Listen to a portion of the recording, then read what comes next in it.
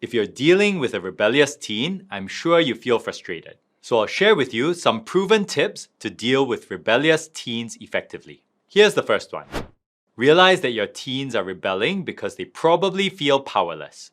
As a parent, it's often hard to remember what the world looks like through the eyes of your teens. In your teens' eyes, you have all the power and they have very little. Many of the teens I work with tell me that they feel powerless. In nearly every aspect of their lives, they feel as if someone else has the power. This takes the form of things like authority figures forcing them to go to school and do their homework, boundaries related to phone usage, rules about what time they need to be home by.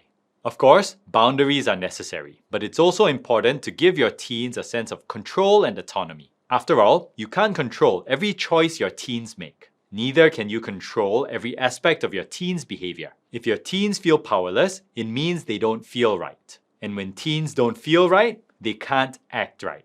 I'm Daniel Wong, and I specialize in helping teens to thrive. Let's move on to tip number 2.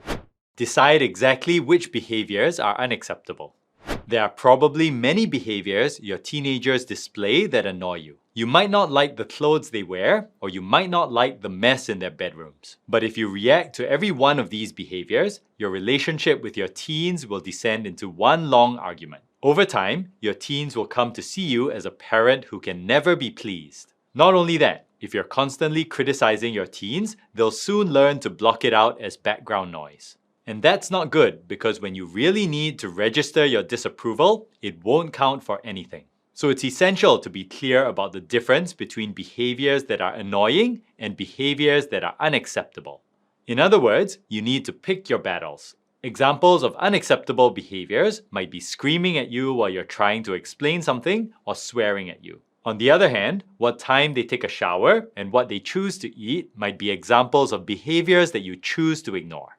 Tip number 3, focus on just one issue at a time.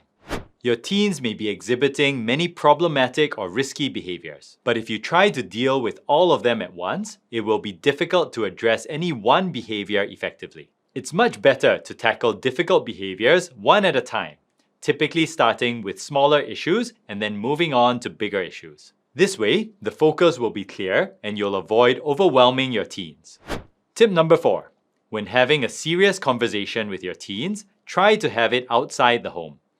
Why do I recommend this? Because your teens probably think of your home as a place where you have all the power. It's better to have the conversation on neutral ground, such as in a cafe, restaurant, or on a park bench. This way, your teens will be more open to having a constructive discussion. They'll also be less likely to subconsciously revert to their rebellious attitude.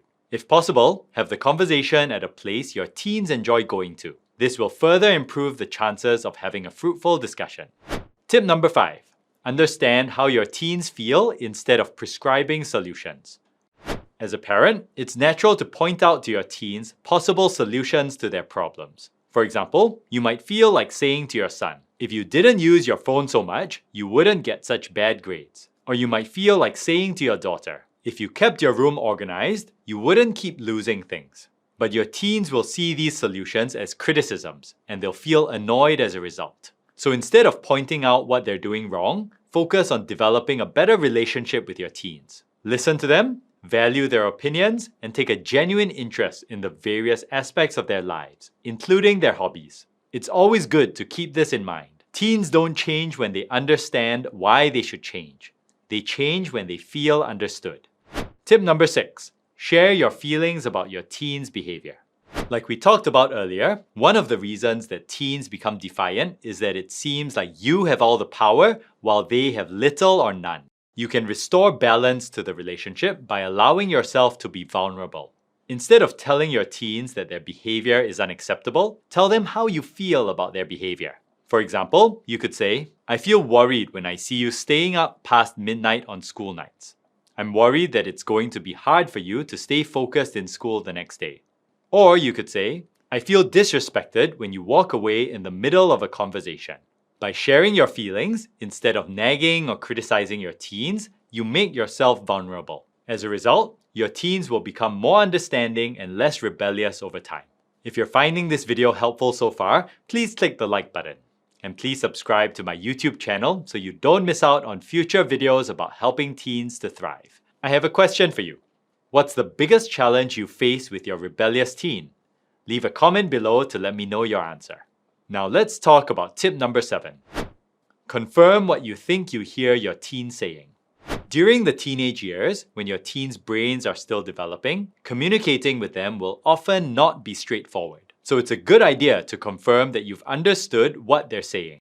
For example, you might ask your daughter, "Is it okay if I send this photo of you to your grandparents?" She might reply, "I guess so." This doesn't sound like a definite yes, so it's best to check your understanding of her response. You could then ask, "Does that mean you're happy for me to send that photo, or would you rather I choose a different one?" Using this approach can help to avoid misunderstandings that later lead to conflicts. Tip number 8. When your teens do something you appreciate, let them know. If your teens are defiant, it's all too easy to become focused on the behaviors that bother you. The danger of this is that your teens may come to see you as a parent who will never be pleased. So it's important to show appreciation when your teens do something you're genuinely grateful for. If your teenage daughter helps her younger brother with his homework, you could say, "Thank you for helping your brother with his homework." Or if you see your teenage son taking out the trash, you could say, "I appreciate you helping out with the household chores." Tip number 9. Try to uncover if there's anything else going on with your teens. Before you deal with your teen's problematic behavior, get to the root of the issue. If you notice a sudden change in your daughter's behavior, it's worth considering whether she's getting bullied at school. Or perhaps the root cause might be an issue related to self-esteem, body image, or anxiety. Take the time to listen to your teens and build a relationship so they'll be more willing to share their problems with you. Tip number 10. Get professional help. If the situation doesn't improve, seek professional help. There's no shame in this at all. If you've broken your foot, you wouldn't hesitate to get help from a doctor. In a similar way, if the situation with your teenager is broken, don't hesitate to get professional help. For example, I offer a one-to-one coaching program for teenagers where I empower them to become motivated, respectful, focused, and responsible. Check out the link in the description if you might be interested in this for your teen. Tip number 11. Do something enjoyable with your teen.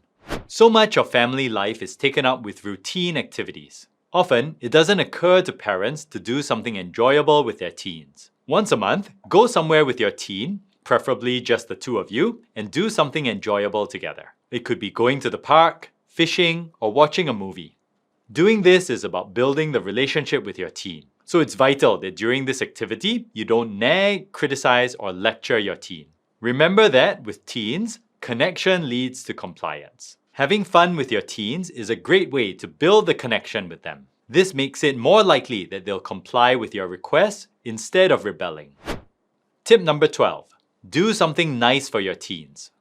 A nice gesture, even if it's something small, can go a long way in strengthening your relationship with your teens. If you're going through a rough patch with your teens, you might not feel like doing this. But love is intentional.